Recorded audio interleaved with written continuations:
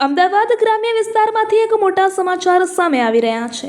વિવેકાનંદ પોલીસે માત્ર ગોલ્ડન 6 અવર એટલે કે ગુનો બન્યાના શરૂઆતના માત્ર 6 જ કલાકમાં લૂંટના એક ગંભીર ગુનાનો ભેદ ઉકેલી નાખ્યો છે। પોલીસે લૂંટ ચલાવનાર 5 રીઢા આરોપીઓને મુદ્દામાલ સાથે દબોચી લીધા છે। આ ઘટનાની વિગતવાર વાત કરીએ તો ગત 2 જુલાઈના રોજ વટવા તાલુકાના હાથીજણ ગામની સીમમાં વાંચ ગામથી બીબીપુરા જતા રોડ પર કેનાલ પાસે એક સનસનાટીભરી લૂંટની ઘટના બની હતી।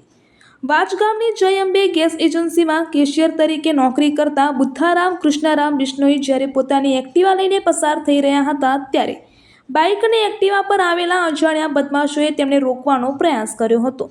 ફરિયાદીએ ગાડી ઊભી ન રાખતા ક્રૂરતાની હદ વટાવીને આ લૂંટારાઓએ ચાલુ એક્ટિવા ઉપર લાતો મારી તેમને નીચે પાડી દીધા હતા। એટલું જ નહીં, આરોપીઓએ ફરિયાદી પર છરા વડે હિંસક હુમલો પણ કર્યો હતો। માથા તેમજ ગળાના ભાગે ગંભીર ઈજાઓ પહોંચાડી હતી અને ગળામાંથી આશરે ₹3,50,000 કિંમતની 2.5 તોલાની સોનાની ચેન લઈને ફરાર થઈ ગયા હતા। આ ગંભીર ઘટનાની જાણ થતાં જ અમદાવાદ ગ્રામ્યના ઉચ્ચ પોલીસ અધિકારીઓની સૂચનાથી વિવેકાનગર પોલીસ એક્શન મોડમાં આવી હતી। પોલીસ ઇન્સ્પેક્ટર પીડી પરમારના નેતૃત્વમાં અલગ અલગ ટીમો બનાવવામાં આવી હતી। પોલીસે ટેકનિકલ સર્વેલન્સ અને હ્યુમન સોર્સિસનો જોરદાર ઉપયોગ કરીને ટીમ વર્કની મદદથી ઘટનાના માત્ર 6 કલાકમાં જ તમામ આરોપીઓને ઝડપી પાડ્યા હતા અને લૂંટાયેલી સોનાની ચેન પણ રિકવર કરી લીધી છે।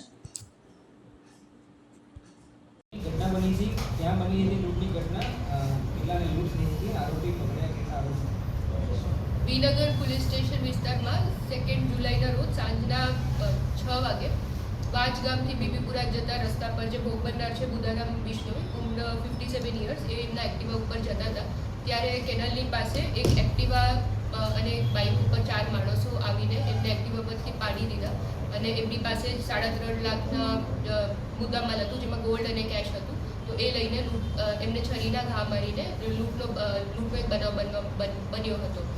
સદર બનાવ બનતા જે ભોગ બનનાર છે એમને બૂમાબૂમ કરીને આજુબાજુના લોકોને જાણ કરી હતી અને જે કેનાલ હતા એમાં એક્ટિવા પડી ગયેલું હતું આરોપીનું તો એનાથી તાત્કાલિક વિનગર પોલીસ સ્થળ ઉપર આવીને વિવિધ ટીમો બનાવી અને એમના દ્વારા 6 અવર્સના ઇન્વેસ્ટિગેશનમાં જે આરોપીઓ છે એમનું નામના ડિટેક્શન કર્યું હતું ઇન્વેસ્ટિગેશનના દ્વારા। કુલ ટોટલ 5 આરોપી પકડાયેલા છે અને અગાઉ એમાંથી 2 આરોપી વિરુદ્ધ અગાઉ ગુના દાખલ થયેલા છે। મેડમ આરોપી માત્ર લૂંટ કરવા આવ્યા હતા કે કેવી રીતે બીજા સાથે મળ્યા લૂંટનું પ્લાનિંગ કેવી રીતે કરવામાં આવ્યું? આરોપીઓએ જે 5 આરોપી છે એમાંથી 4 આરોપીઓ સ્થળ ઉપર આવ્યા હતા અને એક જે આરોપી છે એ વોચમાં રહેલો હતો। આ રીતે આખો ગુનાનો અંજામ આપવામાં આવ્યો હતો। જે ભોગ બનનાર છે એ જતા હતા કેનાલ રોડ પરથી તો ત્યારે એમને ટાર્ગેટ કરવામાં આવ્યું। આરોપીનો ગુનાહિત ઇતિહાસ જે 2 આરોપી છે એમના વિરુદ્ધ અગાઉ ગુના દાખલ થયેલા છે, પ્રોહિબિશનના અને લૂંટના ગુના દાખલ થયેલા